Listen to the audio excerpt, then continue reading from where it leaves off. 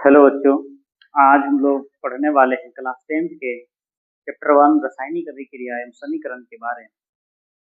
और हम लोग जानेंगे कि रासायनिक अभिक्रिया किसे कहते हैं, रासायनिक अभिक्रिया के दौरान कौन कौन से परिवर्तन होते हैं, रासायनिक अभिक्रिया के उदाहरण जानेंगे। तो चलिए स्टार्ट करते हैं कि रासायनिक अभिक्रिया किसे कहा जाता है। रासायनिक अभिक्रिया किसे कहते हैं? तो जब कोई दो पदार्थ मिल करके एक तीसरे पदार्थ का निर्माण करते हैं, नए गुणधर्म वाले पदार्थ का निर्माण करते हैं, तो उसे हम रासायनिक अभिक्रिया कहते हैं। देख लेते हैं हम लोग, दो या दो से अधिक पदार्थ मिलकर एक या एक से अधिक नए गुणधर्म वाले यानी नए गुण वाले पदार्थ का निर्माण करते हैं, तो उसे हम लोग बोलते हैं रासायनिक अभिक्रिया। जैसे कि हम लोग एक एग्जाम्पल लेते हैं, हम लोग जैसे कि घर है खाना पीना बनाते हैं, जैसे कि चावल हो गया। चावल में हम लोग क्या करते हैं कि पानी को मिला देते हैं, तो क्या होता है कि ये अलग पदार्थ है चावल।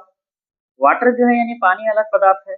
हम लोग जैसे कि अपने देहात में बोलते हैं कि क्या चीज का निर्माण होता है, भात का निर्माण हो गया, यानी एक तीसरा अलग चीज का निर्माण हो रहा है। तो रासायनिक अभिक्रिया भी वैसे ही है कि वैसे पदार्थ यानी दो वैसे पदार्थ जो मिल करके एक तीसरे गुणधर्म वाले नए गुणधर्म वाले पदार्थ का निर्माण करते हैं, तो वैसे अभिक्रिया को हम लोग बोलते हैं रासायनिक अभिक्रिया।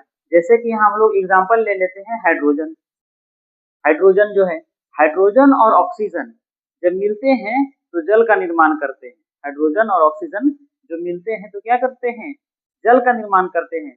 यानी यहाँ हाइड्रोजन मिल रहा है और ऑक्सीजन मिल रहा है, यानी ये दोनों के बीच का हो रहा है।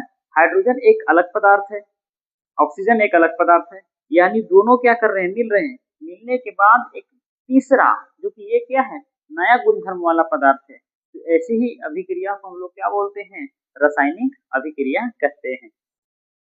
रासायनिक अभिक्रिया के उदाहरण जैसे हम लोग एग्जाम्पल ले लेते हैं और बहुत सारे, जैसे दूध से दही का बनना। जैसे दूध है, दूध से दही बनता है, तो ये क्या है, एक रासायनिक अभिक्रिया का उदाहरण है।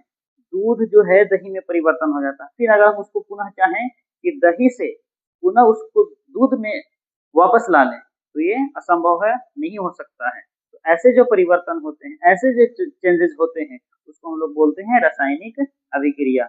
श्वसन, श्वसन क्या है, श्वसन भी एक प्रकार की रासायनिक अभिक्रिया का उदाहरण है। भोजन का पकना, भोजन का पकना क्या है, रासायनिक अभिक्रिया का उदाहरण है। चलिए आगे हम लोग देखते हैं। और रासायनिक अभिक्रिया के दौरान होने वाले परिवर्तन, यानी जब रासायनिक अभिक्रिया होते हैं तो उस दौरान कौन कौन से परिवर्तन होते हैं, कौन कौन से चेंजेस देखने को मिलते हैं। तो जब रासायनिक अभिक्रिया होगा, जब रासायनिक अभिक्रिया होगा तो उस दौरान पदार्थ की अवस्था में परिवर्तन होगा, यानी उसका रूप। जैसे हम लोग जानते हैं, क्लास 9 में पढ़ चुके हैं कि पदार्थ की 3 अवस्था होते हैं, ठोस, द्रव और गैस। तो यही यहाँ पे बताने की कोशिश कर रहे हैं कि जो अवस्था यानी रूप, जो पदार्थ है, अगर कोई पदार्थ ठोस है तो द्रव हो सकता है, द्रव से गैस भी बन सकता है। ये कब रासायनिक अभिक्रिया होगा, उस दौरान अवस्था में भी परिवर्तन हो सकते हैं। दूसरा है रंग में परिवर्तन। जब रासायनिक अभिक्रिया होता है तो उस दौरान पदार्थ के कलर में, रंग में परिवर्तन देखने को मिलते हैं। एक एग्जाम्पल लेते हैं हम लोग, जैसे हल्दी, हल्दी हो गया, और डिटर्जेंट।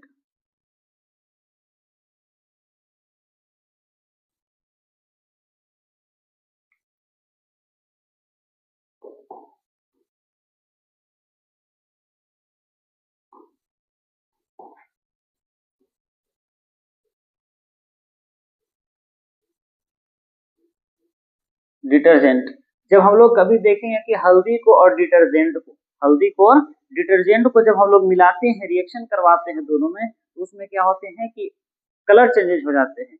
या कभी कभी ऐसा होता है कि हम लोग तेल वाले चीज, बहुत सारे चीज खा जाते हैं, हाथ पीला हो जाता है।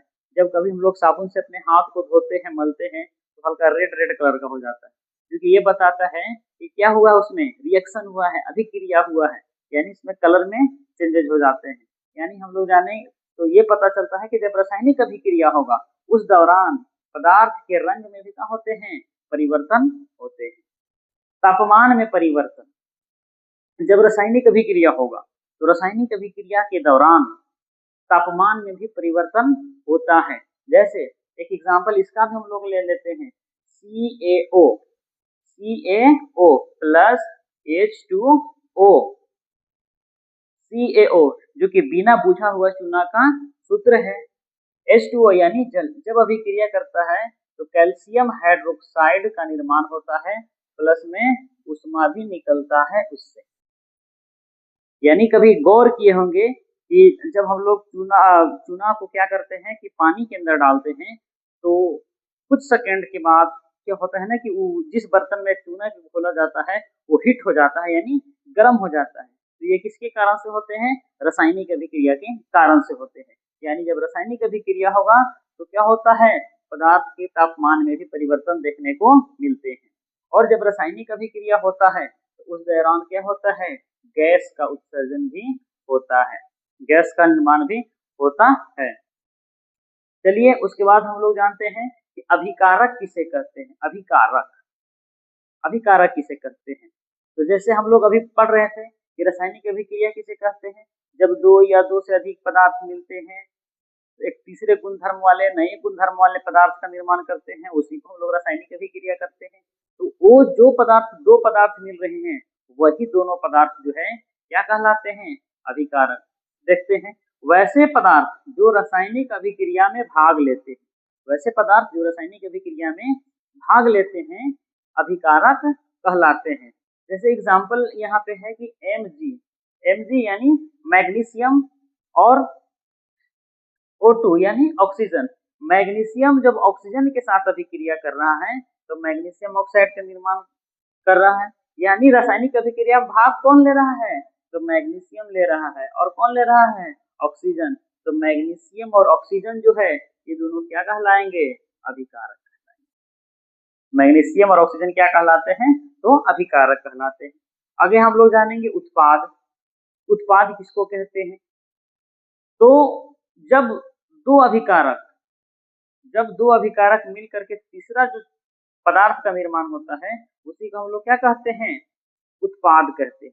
उत्पाद वैसे पदार्थ को कहते हैं जिसका निर्माण अभिकारकों से मिलकर होता है। जैसे ये मैग्नीशियम और ऑक्सीजन, यानी ये दोनों जो है क्या कहलाते हैं, अभिकारक हैं। और ये जो तीसरा चीज बन रहे हैं इसको हम लोग बोलेंगे उत्पाद, यानी अभिकारकों से मिलकर जो चीज बनता है उसको हम लोग बोलते हैं उत्पाद।